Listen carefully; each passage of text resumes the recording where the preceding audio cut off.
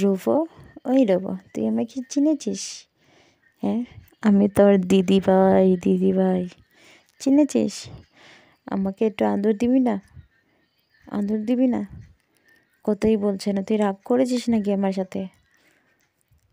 রাগ করিস না, দেখেছিস আমি তোকে দেখতে এসেছি। তারপর এই বেবিটাকে নিয়ে আমি কুলে বসেছিলাম এই সময় সকালবেলা। Hello guys, welcome back to my YouTube channel. আশা করি আপনারা খুব খুব ভালো আছেন, আমিও ভালো আছি। আর আমি আজকে সাজুগুজু করে একটু ঘুরতে যাব, আপনাদের সাথে শেয়ার করব। একটু মার্কেট ঘুরতে যাবো, আর কিচ্ছু না, মার্কেটে যাব। আর কেন কি ঘরে বসে বসে বোরিং হয়ে গেছি, তাই মা বলছে যে চল একটু ঘুরে আসি, তাই মার সঙ্গে আমি যাব ঘুরতে। আর আমার বেবিটাও রেডি হয়ে গেছে, দেখতে পারছো। এই মুখে দিবি না, এগুলো নোংরা জিনিস। হাই বলো। তারপরে ওই যে নাইটি এনে নিয়েছে, নাইটিটা আমি ইয়ে করিনি, হুক লাগাবো, এটা সেলাই করবো, সেলাই করার বাকি রয়েছে। আমাকে বলে দিয়ে গেছে যে এইগুলো সব সেলাই করে আয়রন মেরে ইয়ে করতে হবে, ফোল্ড করে রাখতে হবে। বাট আমি এটা পরে রাখবো। আর এইগুলা ওই যে আমার ছেলেটাকে দেখতে পাচ্ছ, দুষ্টুমি করছে, দেখতে পাচ্ছ? ওই যে মুখে বারবার ওইগুলো দেবে। জিন্স প্যান্টের রশি আছে ওইটাতে লাগানো, জিন্স প্যান্টের ডিজাইন করা, ওইটা ও মুখে দিয়ে দিচ্ছে। এত বদমাস, দেখতে পাচ্ছ ওকে? ওকে আমি এখন ফুটু লাগিয়ে দিয়েছি, ও ঘুমাচ্ছে না। ফুটু লাগিয়ে দিয়েছি যেহেতু, ও বলছে আমাকে, মা তুমি কোথায় যাবে, আমাকে নিয়ে যাও, আমাকে নিয়ে যাও। ও ঘুমাবে না, কিন্তু ও আমার সঙ্গে যাবে, ভাতও খাবে না। দেখতে পাচ্ছ ওকে কতটুকু দুষ্টু হয়ে গেছে, কি করছে দেখছো তো গাইস। আর আজকে সকালে পুজো করেছেন মা, সকালবেলা পুজো করে দিয়েছে গোপুসোনাকে। আর এই রুমে গোপুসোনা থাকে, আর আমি যে যতবার আসি আমি সামনের রুমে, এই যে এইটা রুমে থাকি, সামনের রুমে। আর এইটা হলো আমার মাসির রুম। এই রুমে আমাদের মাসি থাকে, দেখতে পাচ্ছ, এই রুমে মাসি থাকে। আর ওনার সেলাই মেশিনের সেলাই অনেকগুলো আছে, বাট সেলাই করে নাই এখনো, দেখতে পাচ্ছ। আর এটা সেলাই machine, motor machine, double machine বলে যে ওইটা। আর এটা হট কেটলি রাখা হয়েছিল, আমি জল গরম করেছিলাম স্নানের জন্য।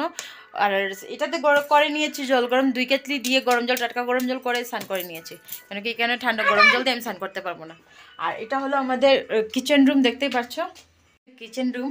আর এটা আম এনেছিল কালকে, মা এনেছিল মন্দির থেকে, বলেছিল ওকে দিতে। আর আমি একটা খাইয়েছি, আর খাইয়ে আর তারপরে একটা রেখে দিয়েছি, বলেছি যে পরে খাবে বলে আর ভুলে গেলাম, আর দিতে পারলাম না, ভুলে গেছি, তার জন্য আর দিতে পারিনি। তার জন্য তারপরে দেখতে পাচ্ছ আমার কিচেন রুমটা, এখানে সব কিছু রাখা, অগুছানো করা হয়েছে, যে আমার বেবিটা এখানে সবসময় উঠে ভাত খায়, আর দাঁড়িয়ে দাঁড়িয়ে খায় এখানে। আর না তো এখানে দাঁড়াবে, ও দাঁড়িয়ে ওইখানে জানলার দিকে দেখবে, দেখে তারপরে দিকে ভাত খাবে। আর জানলার দিকে দেখে দেখে ভাত খায়, না তো ভাতই খায় না, এক গরসে খাওয়াতে পারি না, তার জন্য এগুলো পুরো অগোছানো। এইগুলো ওই দুষ্টুটা করেছে, ওই যে দেখতে পাচ্ছ ওখানে দুষ্টুটা কি করছে, এই যে দুষ্টুটা উন্না দিয়ে খেলছে, আবার হাসছে, চুলটা লেত্রা করে দেবে তো, আসো। দুষ্টুটাকে দেখতে পাচ্ছ, ও এখন আমার উন্না দিয়ে খেলবে, ও আমার, আমি আমি যেখানে যাব ওখানে, এইখানে ও যাবে, কেন কি যাওয়ার কথা হলো গিয়ে, ও আমি যেখানে যাব ওইখানে যাবে। এখন আমি ট্রাইপডটা নিয়ে নেব। আয়া, আমি এসে পার্সটা এখানে রেখেছিলাম।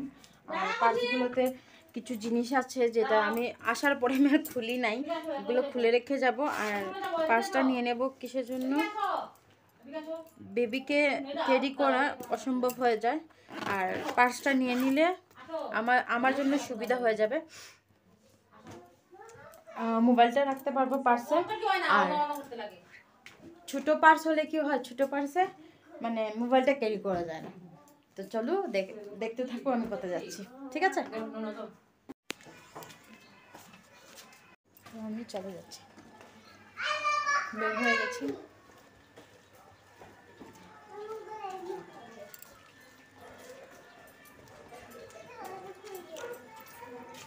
আর আমার বেবি যাচ্ছে, তারপর ফ্রেন্ড আমি এসে গেলাম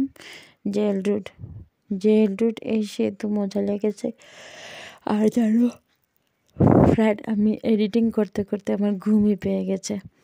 কিছু করার নাই, যে আমি আমার বন্ধুদের সাথে শেয়ার করবো সব কথাগুলো, তার জন্য আমি এডিট করছি। আর জেল রোডে আসার কারণ হলো আমার একটা বান্ধবীর ঘরে যাব, আর একটা কাজে এসেছিলাম, যেটা আমার কাজটা কমপ্লিট হয়ে গেছে, আর একদিন আসতে হবে এই কাজটার জন্য। আর এখানে দেখতে পাচ্ছ যে আমি আমার বান্ধবীর ঘরে ঢুকবো। এখানে ওই সাইডে আমার বান্ধবীর ঘর আছে। আর এখানে আমি কনফার্ম হওয়ার জন্য আমি একজনকে জিজ্ঞেস করে নেব যে আমার বান্ধবী। তারপর এসে গেলাম আমি আমার বান্ধবীর ঘরেতে। আর রাস্তায় হাওয়া দিতেছিল, তার জন্য আমার বেবির মাথায় একটু গুঁড়ো পড়ে গেছিলো। আর বেবির মাথা থেকে মা ফেলে দিচ্ছিল গুঁড়াগুলো। আর আমার বেবি কি বলছিল জানো, মা তুমি সাইড দিকে চলো, তোমার গাড়ি অ্যাক্সিডেন্ট হয়ে যাবে, চলো। ও এখন নতুন নতুন কথাগুলো শিখছে তো, আর এগুলো আমার সঙ্গে এক্সপেরিমেন্ট করছে। তো আমি দেখাচ্ছি আপনাদেরকে এই জায়গাটা। আর জানো ফ্রেন্ড, আমার সেই পুরনো দিনের কথাগুলো মনে পড়ে গেছে। যেহেতু আমি যে সময় আমি কম্পিউটার ক্লাসে আসতাম, বংমারে আমরা এডিটিং করতেছিলাম, এ সময় কিন্তু বেবিটা খুব কাঁদতেছিল, তাই জন্য আমি এডিটিং বন্ধ করে করে এডিটিং করছি। আর এই জায়গায় আমাদের আড্ডার জায়গা ছিল। বং হওয়ার পর আমরা এই জায়গাতে আড্ডা মারতাম বেশি। আর এ সময় আমরা ঘুরতে যেতাম বহুত জায়গা। এ সময় এখানে দাঁড়িয়ে দাঁড়িয়ে প্ল্যান করতাম বন্ধুদের সাথে যে আমরা কোথায় যাব না যাব। তারপর দেখতে পাচ্ছ আমরা এসে গেছি রামকৃষ্ণ মিশন। কত সুন্দর জায়গা দেখতে পাচ্ছ। আর এখানে এসে আমার সব স্কুলের কথা, তারপর কম্পিউটার ক্লাসের কথা, এগুলো সব মনে পড়ে গেছে। তো ফ্রেন্ড, আমাদের ভিডিওটা কীরকম লেগেছে একটু জানিও। এই জায়গাটা আমি বহুত দিন পরে দেখলাম। আর এই রামকৃষ্ণ মিশনটা কীরকম লাগলো না লাগলো আমাকে জানাবে। আর এখানে কতগুলো ফ্লাওয়ার দেখতে পাচ্ছ। তারপর আমরা গাইজ একটু উপরে উঠবো, উঠে আমরা চলে যাব জগন্নাথ মন্দিরে। জগন্নাথ মন্দির যাওয়ার জন্য আমরা রেডি হয়ে গেলাম। এই যে দেখতে পাচ্ছ আমরা জগন্নাথ মন্দির এসে গেছি। এটা মন্দিরে, বাট আমি ভিতরে ঢুকবো না, কেন কি আমি রাস্তায় বহুত নোংরা দেখেছি, তার জন্য এই রাস্তা দিয়ে এসেছি। এটা আমার মন মানছে না, তার জন্য আমি মন্দিরে ঢুকবো না, জাস্ট আমি দূর থেকে প্রণাম করে বের হয়ে যাব। তারপরে আমি উঠে যাব গাড়িতে। ফাইনালি আমি গাড়ি পেয়ে গেলাম, উঠে গেছি। আর এই ছানাটা আমি আরেকটা বেলুন নেওয়া হয়েছে আমার বেবির জন্য।